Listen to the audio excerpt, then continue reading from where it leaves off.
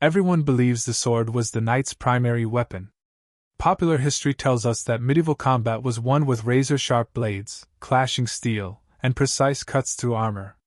Films show knights dueling with long swords, severing limbs, and piercing plate with dramatic thrusts. The sword dominates our imagination because it looks heroic, requires skill, and has been romanticized for centuries. But medieval combat didn't work that way. By the late 14th century, a fully armored knight facing another fully armored knight rarely drew his sword first. Instead, he reached for a weapon that seems brutally simple: a steel hammer, a flanged mace, or a spiked pollaxe. These blunt weapons became primary tools of knightly combat not because knights abandoned skill for brute force, but because they understood something fundamental about physics. When your opponent is encased in hardened steel plates designed to deflect cutting attacks, a sharp edge becomes nearly useless. By the 1380s, armorers were producing complete suits of articulated plate covering a knight head to toe. Hardened steel plates between 1.5 to 3 millimeters thick, shaped to deflect blows, articulated at every joint. A breastplate curved to turn sword thrusts aside. Gauntlets with articulated fingers. And most critically, a helm that turned the head into a steel fortress. This armor made you nearly invulnerable to cuts and slashes. Picture the battlefield reality. You're facing an opponent in full plate. Your long sword, sharp and beautifully balanced, suddenly presents a problem. Where do you cut? The breastplate deflects it.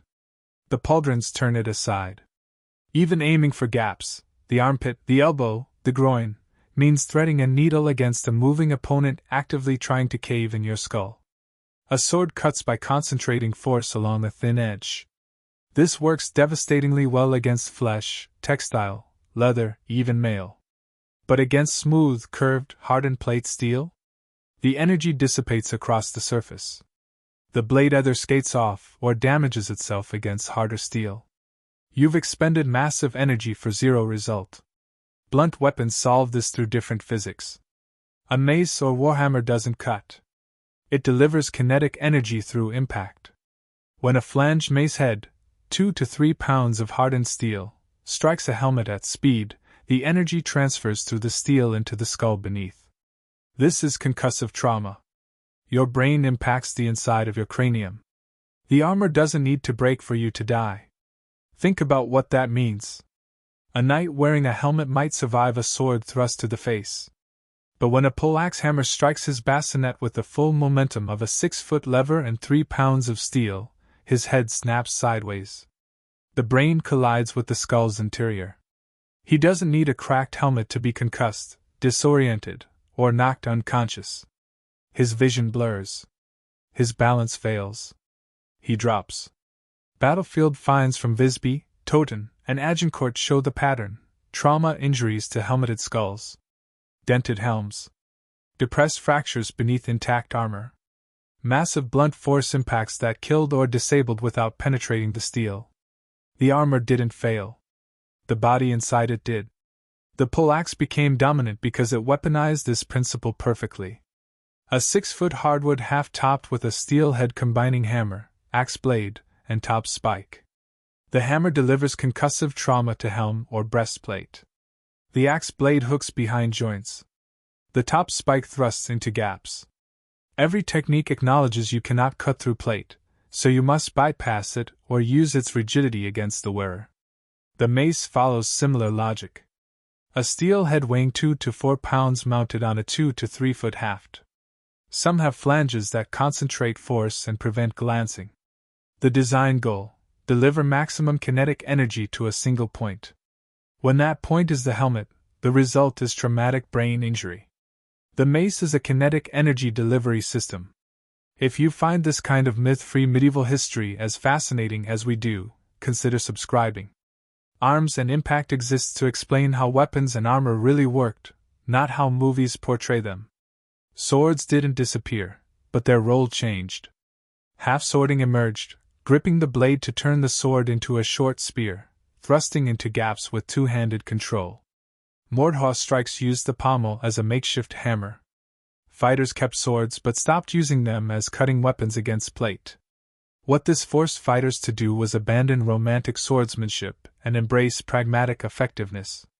In judicial duels, combatants in full plate routinely chose pollaxes. On the battlefield, a mace to the head drops an opponent immediately. Speed and certainty mattered more than elegance. The real solution wasn't more force, it was smarter application of physics. Armor deflects edges, so stop using edges.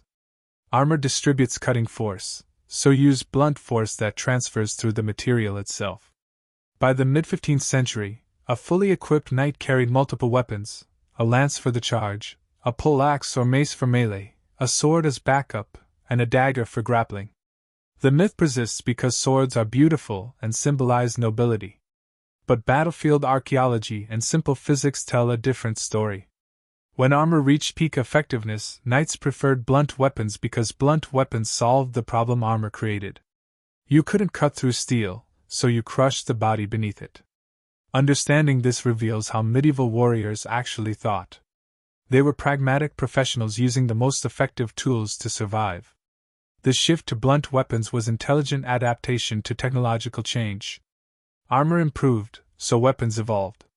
The truth: late medieval combat targeted the body, not the armor. Swords became secondary because they couldn't deliver fight-ending force against hardened plate. Maces, warhammers, and pollaxes dominated because they turned armor's rigidity into vulnerability. The knight in shining armor was never invincible. He was just wearing protection that forced enemies to hit him differently.